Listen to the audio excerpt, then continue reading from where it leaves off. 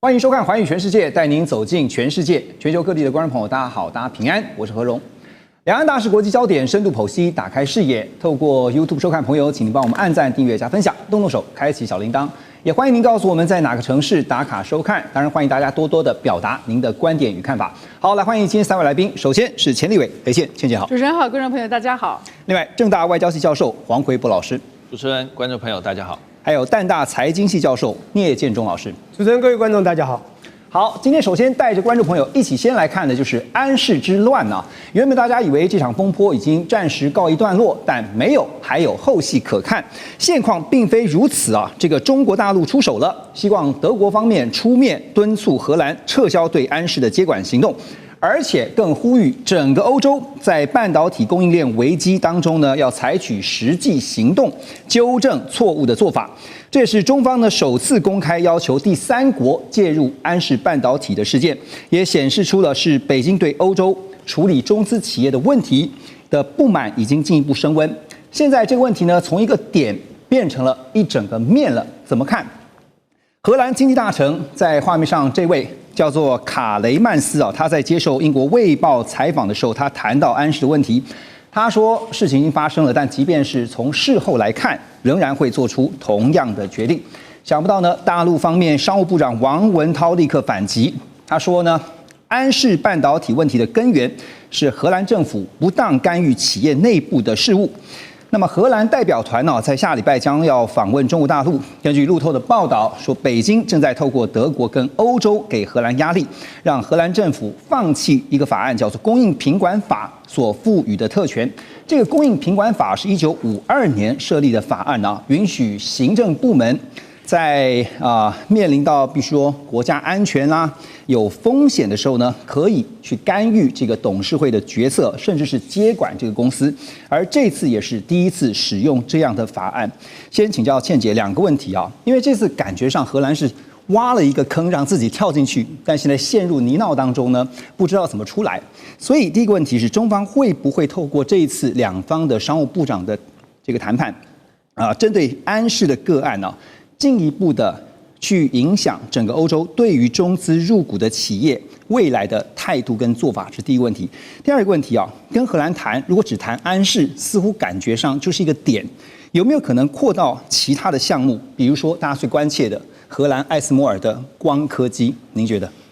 首先我们谈一下你的核心问题，就是说中资入股在欧洲到底未来安全不安全？那如果我们看中资入股，也就是说对公司的控制权来说，第一个是股份的控制权，第二个是董事会的控制权，第三个就是经营团队的控制权。那这一次在9月30号呢，荷兰政府他直接去接管的时候，他其实并没有股份。他没有股份的控制权，他其实也没有董事会里面的相关席次，所以他是彻头彻尾的一个国家介入私人企业的行为，所以他甚至要求他在经营的这个部分要去撤换张学正 John Chen。所以我们把这三个理路呢理出来之后，就可以明白为什么王文涛说这个是政府的不当介入、企业行为、不当干预因为他既没有股份，又没有董事会的席位，然后最后呢，他竟然直接要影响他的经营团队然后以及他的那个经营的发生。那么我们再大一点的来看。这个是在欧洲许多的诟病案中间，我们最近看到的一个趋势，就是有一些中资想要诟病的，被欧洲的国家视为对于它的经济安全或国家安全有所妨害，或者是有所挑战，因此呢就不允许，或者是甚至有的时候虽然允许呢，是要求它的股份要降低，所以还是回到我们刚刚讲的股份、董事席位跟经营团队这3点，它是政府在准否的过程中间呢，它事实上有些时候是有一个角色的。是好，但是这一次我觉得安氏之乱更明确的是说，它不是荷兰跟中国的问题，它是由美国经过了欧洲跟中国的问题，因为它在9月29号是美国先把文泰定为实体清单里面的一部分。经过穿透了以后呢，文泰的子公司安氏就被荷兰接着去做了接管它的接管的动作固然是粗暴，但是它的源头呢是来自于文泰进入了清单，穿透到安氏。那么过去被列入清单的，就是前面有文泰要去诟病的，在英国呢，也是因为美国的态度，而英国要求他已经购买的要再分拆出去。那么我觉得这一次文泰的态度很简单，他要缩小他的战场，所以说英国那个事情就是分拆就分拆了，对，就集中做安士，因为安士毕竟他已经转得很成功，在荷兰的部分是研发总部。大部分的制造，甚至最终的封装，就是比较高附加价值的部分是在中国大陆，所以它有8-9成是在中国大陆，至少有8成，而且呢，它很多是回销到欧洲的关键企业，所以它的买方会急着要使用它最终的产品。而最终的产品呢，因为是在中国大陆在东莞啊，在广东啊做最后的封装，因此呢，它需要得到中方政府的出口许可。没错，就卡住了。如果没有这一个关系的话，如果它的买方不是在欧洲，急需要用这些的话，就没有什么着力点。同时，如果买方不是那么有实力的产业，比如说车企，大众啊、BMW 啊，还有那个斯特兰斯。这些车企都是非常关键的核心产业，是涉及到了非常非常多人的就业机会，连日方车企也是。所以呢，就是说谈判的筹码，企业跟政府施加的压力就大。而施加的压力里面，中方的角色又变成特别重要。除了中方的企业以外，中方的政府的出口许可也变得很重要。所以我们简单的说回来，第一个就是中资在欧洲的各项购买呢，未来如果两边的关系不谈好，那么很可能会受到这样的横加的无理的干涉。第二个是说，即便是你买了，甚至你在你的企业都已经做了供应链的调整以后呢，也可能受到横加无理的干涉。因此，它绝对是兹事体大。如果荷兰要来谈的话，不会3言2语轻易的就谈完。下周两方的商务部长就要谈了哈，对，怎么可能只谈安士这么一个个案呢？他就算是不谈安士个案，他也要把安士做成通案嘛。就说这里面所确定的原则，就是政府干预到什么程度。因为譬如说，你随便安一个说我经济安全跟国家安全的这件事情，那如果真的要像他的这个部长那么嘴硬的说，哎，我们是确切有安全问题。他后来是退了一步，说是我们对 CEO 有意见，没想到 CEO 中方也是坚决说我不接受你的法院裁定啊。那可是如果说你真正有这些安全问题的话，那你就量化 KPI， 明白的说出来，双方看看能不能在某种程度上面建立各种的机制来解决你的安全余力。但是若是这样子一旦建立了，那其他的行业是不是就有一个潜力可循？我觉得这件事情也是挺重要，因为不要忘记了，荷兰以前是我们台积电的将近四分之一强的股东，在2027年才逐渐出脱，所以荷兰的半导体跟我们的关系呢，不是从 ASML 开始，是从飞利浦来成为台积电的股东，然后甚至呢也因此在这边在台湾跟荷兰中间打通了一个非常绵长的半导体的合作关系，所以它就是一个供应链的关系。那这供应链的关系里面，你要用什么游戏规则？今天是 ASML 吗？还是今天是安士吗？其实它就是这一个供应链里面，到底要用什么游戏规则来决定我们未来可以彼此交易的秩序？这个游戏规则未来可能会成为商学院啊，这个全球企业，尤其是中资持股比例比较高的，甚至是有主导权的这个中资的欧洲企业，可能必须要去把它做一个好好的个案研究。好，当然这个事情发生以后呢，彭博也报道说，欧洲车厂已经开始向上游的供应商啊寻求中国替代的方案。这个中国零件替代方案呢，因为呢有多家的车厂啊都在要求主要的零组件供应商寻找能够永久替代中国大陆来源晶片的方案。那也显示出呢，产业对于供应链的稳定性啊是很担心的，但是呢也不愿意白白的挨打。因为万一以后再发生，那怎么办哈？研究机构欧米迪亚呢就估计说，这个安士半导体呢在简易功能车用晶片的领域，它的市占率超过了20%，竞争对手包括了美国的安森美半导体，还有威视科技，另外就是 Geodis， 还有呢日本罗姆株式会社等等哈。那现在呢，安森美已经表示说，他们跟客户正在讨论要怎么长期的来支援客户的需求。简单来说啦，就是欧洲车厂这次也上了一课啊，找替代方案，但是找得到吗？而且找到了，这个替代方案到底可不可行啊？现在同业竞争者有办法立刻补上这个缺口吗？这是一个非常实际的问题。奎博老师怎么看？还有会怎么进一步改变欧中的贸易结构呢？第一个问题就是说，这些替代的厂商能不能够补上缺口？如果我们讲说这是不急啊，长期来讲当然有可能，有订单，而且这个技术不是像我们台积电什么1.4、1.6奈米那种，真的是要拔尖的，对，他们就是把原料调过来了，然后呢，该加班的人都安排好了，多付点加班费啊，然后再来就产线空出来。大概剩下就是一些物流的东西了，所以长期来讲，大概我所谓长期啦，因为我只能说大概8个月、1年左右，慢慢，它的产能或许可以替代安士那20%。可是你现在我们看到新闻啦，欧洲有些车厂已经在哇哇叫说，我库存快用完了，啊，那我们就想到当时在新冠疫情的时候，如果各位买车的话，有时候你买车，譬如说你可能有一个这个脚踢的尾门，打开尾门就没有了，因为晶片被拔掉了，不够。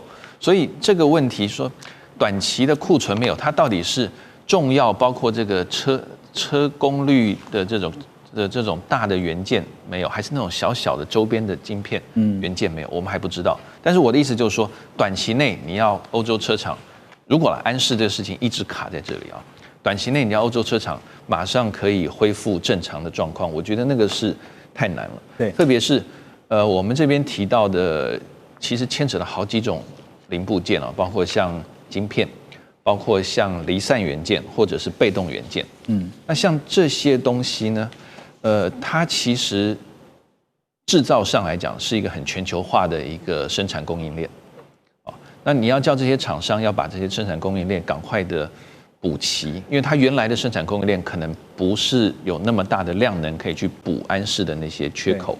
好，那另外来讲，人才或许不是一个太大的重点，因为我说过这技术这个尖端性还好，问题在于认证了。如果今天安士有，因为我们真的不知道这些细节，如果安士它出产的这些离散元件好了，它是经过欧洲车厂认证的，那你说这些？你不是说做的一模一样，看起来一模一样就可以上车呀？还要经过认证。对，认证，然后实验等等，那可能要花好几个月。尤其又跟安全有关的话，更是必须要花很多时间。对，所以我的意思就是说，短期内你叫这些厂商，就算他能做，但是要补上这个能量，我觉得还蛮难的。OK， 啊，那欧洲的这个关系，我很快的说一下，就是我们可以看到最近这几年啊，中国大陆对欧盟的出超大概3000亿欧元。中国大陆卖了很多东西啊，其实大部分就是一些制造业的产品。我举例来讲，譬如说一些电机、运输器材，还有像半导体晶片、手机、电脑、监视器，还有像车零部件，太多都是这些东西。而且欧盟大概从中国大陆进口90%多都是已经是做好的成品。还有锂电池，更不用讲。那这些其实。这些我们讲了安士这些晶片啊，其实大概占里面的贸易，其实不是一个非常举足轻重的比例。对，它占了一小部分，但是它不是举足轻重。所以就算安士这边出问题，但是欧洲跟中国大陆的这个贸易的结构，我觉得如果要调整，不是因为安士晶片，而是因为中国大陆还有欧洲他们自己在新能源，他们在半导体还有汽车零部件，大家互相这个。我防你，你防我，然后自己想发展自己的，所以我觉得它的贸易结构调整应该是那个部分，而不是因为安士。就这个漏洞到现在为止看起来是缓不济急啊，可是呢，总得想办法去找到一个解决方法啊。那当然，这个欧洲呢夹在中间，其实中美两强竞争下，那确实是里外不是人。英飞凌的执行长呢，他就指出。画面当中，我们看到他说呢，美中两国的供应链体系正在逐步脱钩，而欧洲就夹在中间，面临被两强挤压的局面。另外呢，欧洲汽车供应商协会也呼吁，认为欧洲应该要重新检视2035年停售燃油车的计划，允许混合动力或者是增程式的电动车继续销售。以免呢这个过度依赖单一来源的风险因为你知道纯电动车的话，可能它用到的车用晶片跟电控晶片更多，所以到时候怎么办呢？还有一个理由就是说呢，这样的话也能够保存一些这个产业劳工的就业机会哈。好，所以安士的个案确实让欧洲工业上了一课哈。面对这个供应链，未来如果真的是要脱钩了，聂老师觉得欧盟会怎么样去调整他们的供应链战略？我觉得现在不只是人对人、企业对企业、国家对国家，一定要有底气、有筹码，你才能够说你想做某一件比较严格的事情或严峻的事情。你9月30号你就居然的，像刚刚你先讲，就政府就不当介入，用国安的为由就把安士拿掉。请问一下，问泰他当时花了200多亿去买下，持了将近80%的股权，你赖这个情何以堪？我觉得这种做法，当然对国家的利益好像一个权柄在手，什么都可以做。但是你有没有想到，人家有底气，人家有筹码的时候，你可能会更惨。所以人家就帮你断供。所以欧盟现在真的很惨。我很早就讲以前欧洲的国家，我们都可以把它当老虎哈，一只老鹰、一只龙都很厉害。这老虎现在都是欧洲猫，它现在很多东西都靠别人。我跟你讲，它就是被夹击了，它是上下断供，左右夹击啊。这中美把它夹，还有上下断供。我跟你讲，他当这件事情一做的时候，中国有底气的时候，他东莞所有的工厂就把你上面就断供，你怎么活？所以欧盟，你问我转型的问题，我这样讲好了，他现在面临到了关键转型期。早期他想转型，那时候他们开会的原因是因为为了要达到2050年的碳中和，2035年大家都知道，他的目标就是要把所有的燃油车全部禁售，那是他们的目标，非常好，非常理想。德国开始什么？德国不就是环保尖兵吗？不过重点来了，当时呢，他就发现这个做法也不一定达到，因为他碰到3个问题。第一个问题说绿色的这个转型压力，他的确想朝这个方向。第二个呢？但是发觉全球是有竞争的，你要做这样的事情，你有没有办法做到？尤其中国电动车价钱，当然它可能是 price penetration 哈，价格切入法，的确有点当品的概念，让欧盟有点好像承受不起。那第3个还有一个更重要，就是供应链的问题啊，因为你不是整个全套供应链的生产，你看。我们的对岸中国多聪明，在2013年啊，习近平上来的时候弄了一个叫红色供应链，他知道所有的东西都是靠别人。他以前的银河号不是被断的时候，他才搞北斗卫星嘛。很多我们台湾的东西，后来为什么他们都有，就搞了红色供应链。他一旦有红色供应链，上中下游全部拿稳了以后，他要什么你缺什么，他大概可以补给。当然我们说先进制程的3nm以下，他可能还做不到，但其他的供应链或成熟制程，它不是全世界已经是最 well established， 已经到处都很稳健。我要讲，他现在碰到的是另外一个叫做不止转型，而是关键转型期。他现在碰到的以前是为了环保 ESG， 现在为了生存。对，生存碰到问题，第一个就是吃电动车的成本非常高，你要我自己做，你怎么做？第二个呢，它基础设施其实普遍是不够的哈。它并没有我们想象中，欧盟是过去还有过去的欧盟，你现在没有那么强了。第3是中国讲不好听，电动车的竞争真的是让他们很难去跟它能够有所比拟。我觉得就是要互相，就是我们过去讲说比较利益或绝对利益，这样做才会有好的贸易未来。第5个讲不好就是，其实他们的自己的企业就第4个就是供应链的断供问题，这个他们现在面临到是最大的问题，生存问题。第5个就是他们企业其实也希望有所调整。当他们很多企业对2035年这个马上达到他们的这个燃油车去退化的这种目标，其实他们是有一些声音的。对，我现在要讲的就是说，现在我们看得到，现在这件事情连德国的一些重要汽车公司，像福斯不管你刚讲的这个英飞凌这些人怎么讲，他说他们今天如果被断晶片，这些汽车的晶片可能只能库存3周。不是3个月是3周，很短，对，很短哦。他们现在很多就面临停工了嘛，没得做。还有呢，缺晶片，你以后怎么办？所以他们现在要调整我觉得有时候是以和为贵，或者就是条件交换我们讲国际贸易里面就绝对利益，你觉得你有完全是觉得你在做，否则的话你一定要比较利益。就像过去的时候就资本密集劳动密集，资本密集的国家生产这种密集的产业嘛，这个劳动密集生产劳动密集的商品，不就这样吗？所以我觉得他们要做一些所谓的商业或贸易的整个调整，也就是在国际间做到还是。不能太反全球化，还是要部分的这个贸易的整合。所以回到一个重点，就是供应链自主到底能不能够真的是谈何容易啊？而且现在荷兰已经挖了一个坑，他自己跳进去了，现在想办法要从坑里面爬出来。但是接下来就看下个礼拜跟中方的商务部谈的结果如何。马上回来。2025全球局势必须关注，中美赛局牵动地缘风险，连带影响台海两岸未来。环宇全世界，关心全世界，权威分析。专业观察，客观立场。每周6日，请您准时锁定，一同关心全球大事的瞬息万变。有句话说牵一发动全身刚才特别提到了安氏半导体这个争议呢，原本以为已经落幕了，但还想不到的就是没完没了当然，这也让欧盟考虑开辟另外一个新的战场，就是限制华为和中兴的电信设备使用。根据彭博的报道呢，消息人士指称，欧盟执委会的副主席希望把2020年关于停止在行动网络所使用高风险供应商的建议，要转化成为一个具有法律约束力的要求。同时呢，还规定了，如果不愿意配合的成员国，可能要面临所谓的侵权程序，还有财务罚则。另外，他们也要积极的劝说这些非欧盟的国家不要过度依赖中国大陆的供应商。如果这些国家把全球门户计划的资金用在和华为设备相关的专案，那么欧盟可能会拒绝提供资助。而欧盟执委会的科技事务发言人也强调说，他们的5G 网络安全对于未来欧洲的经济至关重要。大家都知道，接下来马上要进入到的就是 AI 时代啊。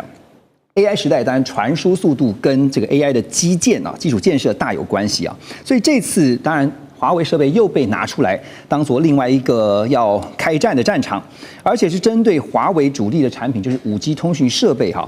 那所以倩姐觉得这是欧洲在创造一个战场，创造一个筹码，还是说他们也看到了未来 AI 在基建这一块他们可能的劣势？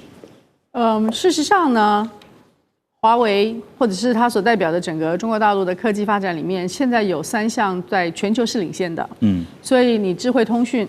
那智慧通讯就会跟未来的智能制造什么连在一起。第二个呢就是绿色环保相关的。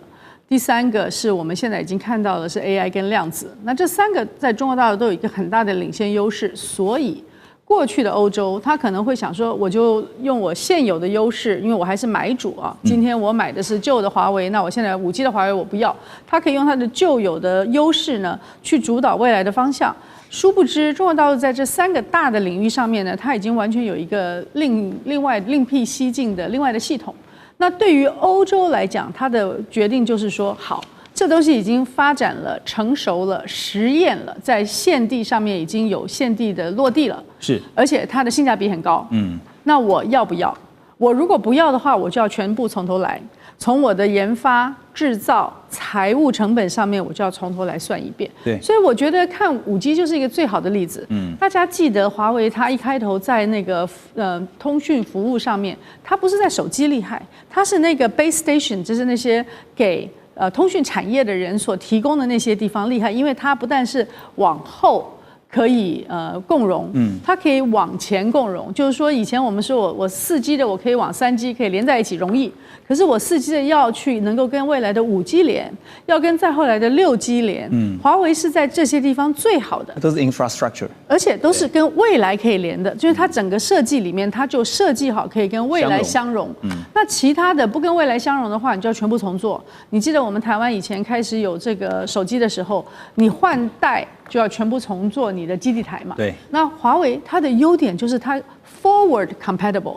那今天如果说欧洲说，哎，我就是不要买他们的，那你就要去买替代的。那你替代的不但是你要替代今天的，你还要去替代明天的。你每一次换代的时候，你可能都有新的大的成本。那这也是为什么你今天去看啊，华为现在说我的基地台啊、基础设备啊、我的手机跟相关的 application， 它的智慧财产的 license 都是用亿来算的，27亿、14亿，它的那个数量都非常大，因为它让使用者很容易的可以进入下一代。好，那现在如果我们今天华为真的不要用了，那就是第一，没有人去承担这个成本；第二个，你会延缓你的实行。等到他们真正用别人替代的5D 玩的时候呢，中国大陆的6G 已经好了。对，因为今年在15里面已经把6G 就放在台面上了，所以你就永远要落后的这样一个欧洲，大家甘心吗？就是欧洲国家甘心不甘心？您刚刚在讲的时候，我就想到说，所以现在欧美方面，特别是美国，特别用卫星来做一个替代，怎么看？卫星本来就是一个可能的替代，但是也不要忘记了，卫星在各个国家也会有它的安全疑虑啊。没错，它有一个稳定性的疑虑，那是某一种的安全疑虑，另外一个是安全疑虑啊，这2个都是就是国家安全疑虑，这2个都还是存在的。所以某些国家也许可以作为选择，对于其他的国家就不是一个选择，并且呢，对于比较经济落后的国家来讲，更不是一个选择。所以我们今天看的东西不只是华为的5G，其实我们还看到的是所有在数字革命、AI、Quantum 跟未来的卫星、绿色能源革命中间，凡是中国大陆已经有能够落地领先优势的产业中间，提供性价比高的产品给欧洲的国家的时候，欧洲的国家都得要想一想，我要不要从头做？从头做的时间、成本以及它的成功率、安全率都是需要算的。没错，这次也有分析啊，就认为说，其实欧洲应该是有备而来啊，但是到底准备了多少呢？这个彭博指出说，德国政府考虑要使用公共资金来支付德国电信还有其他电信业者加速的更换现有他们所使用的华为设备。那在德国啊，他们也算了一下，如果要整个更换华为设备的话，成本要超过20亿欧元，折合台币大约是711亿啊。电信营运商则必须要在2029年底之前，把所有大陆5G 的行动网络设备的关键营运相关的等等内容要完全排除在外，这些都是钱呐。那么都是，你看看德国政府说，那不惜花711亿台币要整个换掉，是这样，是在长痛不如短痛这样的一个思维吗？王老师怎么看？德国的政府他说他要拿钱来补贴德国电信，它因为更换华为5G 所衍生的额外费用、额外成本，这其实衍生出很多问题。第一个，你要拿谁的钱？他说是纳税人的钱。对了，政府花都纳税人的钱。好，那可是政府它每个预算都要分各个部门的，从哪个部门来？有人说可能会从国防部门来，因为这是国安问题。也有人说，德国会有那个基础建设的相关部门，从基建部门过来。好，换句话说，德国现在把方向定了，可是钱从哪里来？目前还在云端啊。厂商听了政府对他给他口头的保证，我们会从政府预算拨过来。可是万一，对不对？只要事情没有最后的确定，那总会有风险嘛。对，那德国电信要不要冒这个风险？好，第二个就是说，那拿纳税人的钱。纳税人有没有意见？因为纳税人的钱，他会说你要更换设备，那是你电信商的事啊。为什么会拿大家的钱？为什么拿我？有些人会认为是电信商的事，那为什么要拿我的钱？那这个又在德国社会确实有些争论在。再来，电信商他自己 O 不 OK？ 因为电信商他已经有现在的，他成本已经花下去了，而且他说在华为的5G 相对便宜，而且很多人说好用，我们没用过，对，可靠性也很好，所以电信商要换到新的系统不是不可以，像诺基亚的，可是万一它的稳定性不够怎么办？对，后面衍生的这些，不管是客户的这个抱怨，或者是成本的增加，德国政府不会再给你了，就那传输的品质啊，对，那就是你的。好，最后一个，还有就是那这些电信商的工会 O 不 OK？ 因为工会就觉得你老板就是在乱花钱嘛，钱应该分给我们当薪水的。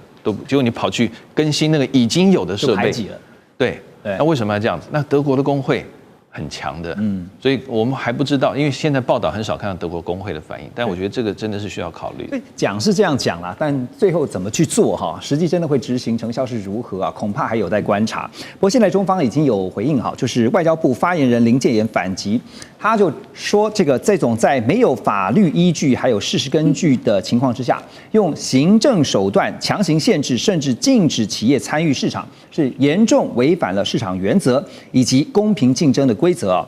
他也说呢，个别国家强行拆除或移除中方电信企业的优质安全设备，不但会延缓自身技术发展的进程，那会造成巨额的损失。另外呢，把经贸问题泛安全化、泛政治化，会阻碍技术的进步和经济发展，损人又不利己。现在看来，北京这边，意思就是说，如果真的这么做的话，北京会反制的。但是北京会如何针对华为的这些相关的电信设备啊，在欧洲这边遭遇到的困难，会如何来处置呢？如何反制？是我觉得自己强大、自身强大，这就是最好的。就您讲的底气。我说不好听，中国真的太厉害了，但就是因为他太厉害了，惹到了别人嘛，这么简单，树大招风。这件事情在2011年到2014年是演得最烈的时候。2012年，芝加哥有个学者说，中国再这样崛起，美国会疯狂，越崛起越疯狂。现在欧洲也跟着疯狂。我跟你讲哈，大家想想看，2011年发生什么事？那时候我刚好在另外一个友台讲了一个，就是那时候每个礼拜二10点，我正好讲的就是华为，还有另外叫中兴，绝对不能忽略掉中兴富国这家中兴，这两家一样的。当时还没有现在所谓手机玩到这么火热的时候，是路由器。那个路由器有没有？美国有几家快倒闭，他们要去收购奥巴马时期。全部呢要被收购之下，全部挡住。这跟2005年中海油去并他们的这个薛瑞丰一样的，那个 Unicorn 76一样的，全部用国安理由。对，当时你要想到，当中国的那个 PC 市场在2005也是一样，那个联想去标 IBM 大部分的那个产业的时候，他们也只给他部分的嘛 PC 市场。这就是美国后来越来越怕中国的崛起，但是那时候还好，所以2011年就有国安理由挡回去了。这两家持续发展。各位，你想想看，2018年3月22号丢出301法案的中美贸易战，就隔年发生什么事？我跟你讲，我那天在美国，我跟我学弟讲，这件事不是贸易战，就是科技战。而且几个月后，你会让我听到，就是中兴、华为会被锁喉。